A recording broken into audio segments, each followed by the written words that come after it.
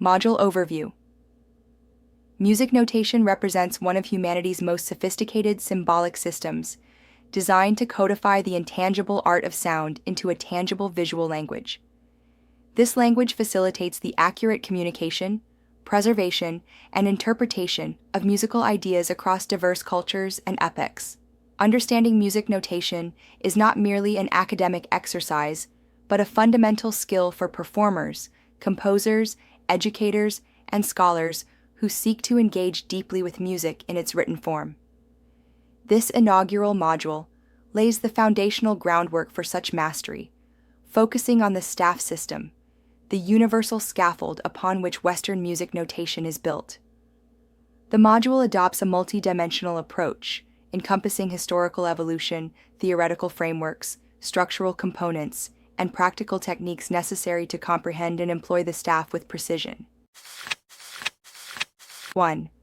Historical foundations and evolution of music notation. The genesis of music notation is inseparable from the human impulse to document and transmit artistic expression. The earliest musical records were oral, dependent on memory and communal tradition. However, the limitations of oral transmission, especially for complex polyphonic music, necessitated a formalized system. Pneumatic notation, 9th century. The earliest attempt at notation came in the form of neumes, small graphic symbols that indicated the general melodic contour but not exact pitch or rhythm. Originating within Gregorian chant, neumes served as mnemonic aids for singers familiar with the repertoire. Early neumes were placed above the text to suggest melodic movement, but they lacked a pitch reference framework. The Guidonian hand and the birth of staff lines. The monumental innovation credited to Guido of Arezzo, c. 991 after 1033, was the introduction of horizontal lines as pitch references. Initially, a single red or yellow line indicated a fixed pitch, F or C, serving as a rudimentary staff. Over time, this expanded into a 4-line staff, used predominantly for chant, and eventually the 5-line staff that became standard during the Renaissance and Baroque periods. Renaissance and Baroque developments. As musical texture evolved from monophonic chant to polyphony and beyond, notation systems had to become more detailed.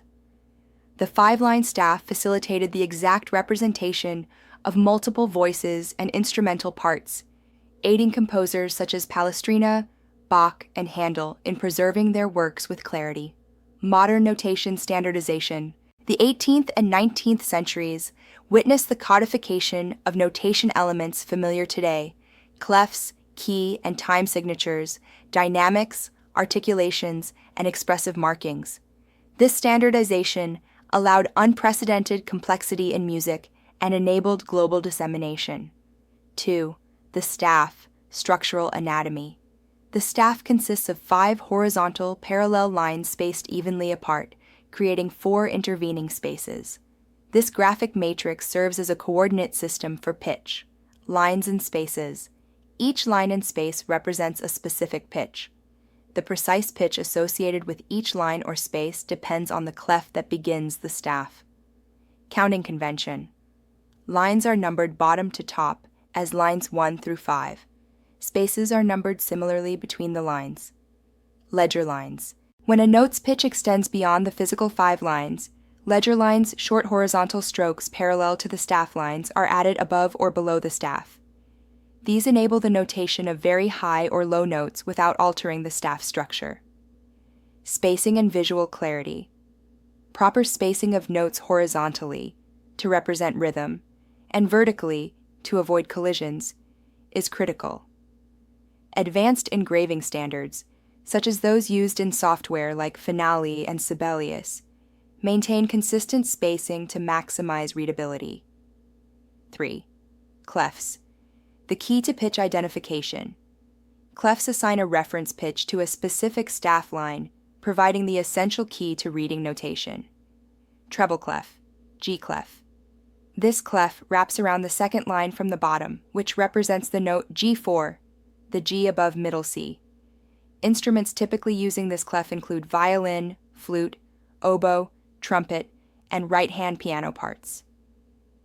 bass clef, F clef, positioned so that its two dots flank the fourth line, representing F3, the F below middle C. It is standard for cello, bassoon, trombone, tuba, and left-hand piano parts. Alto clef, C clef, centered on the middle line, line 3, which it designates as middle C, C4. This clef is primarily used for the viola and some trombone parts. Tenor clef, C clef. Place middle C on the fourth line. Occasionally used for higher register parts of bass instruments such as cello, bassoon, and trombone.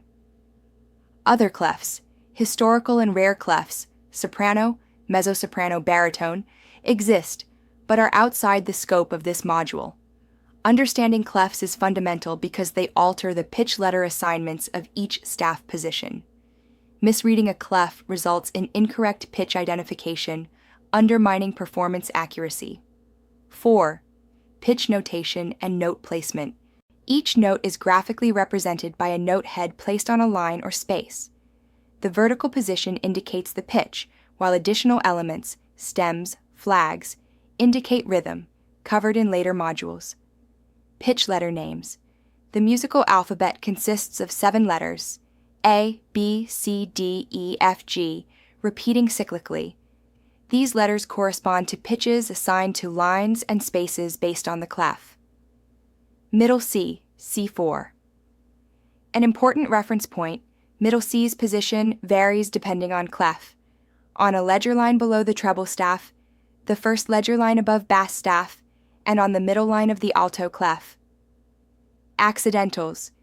Though not the primary focus of this module, accidentals, sharps, flats, naturals, modify pitch and can be applied to notes on the staff. 5. Basic rhythmic components. While pitch is the vertical dimension, rhythm governs horizontal spacing and duration. Note: heads. The shape, filled or hollow, indicates duration. Stems and flags, attached to note heads to indicate shorter note values. This module introduces these symbols, but reserves their detailed study for subsequent modules. 6. Practical notation and reading exercises. Fluency requires active engagement, note identification. Exercises involve naming notes on lines, spaces, and ledger lines in various clefs. Writing practice. Students practice placing notes accurately on staff paper, emphasizing clean and consistent handwriting or digital engraving. Visual recognition. Speed drills to enhance instant pitch recognition. 7. Best practices and notation conventions. Legibility is paramount in notation. Consistent size and shape. Note heads should be uniform and oval, slightly tilted right.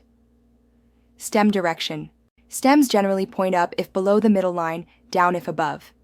Spacing. Adequate horizontal spacing prevents crowding. Vertical alignment clarifies harmonic intervals. These conventions, while often learned intuitively, are codified to ensure universal readability.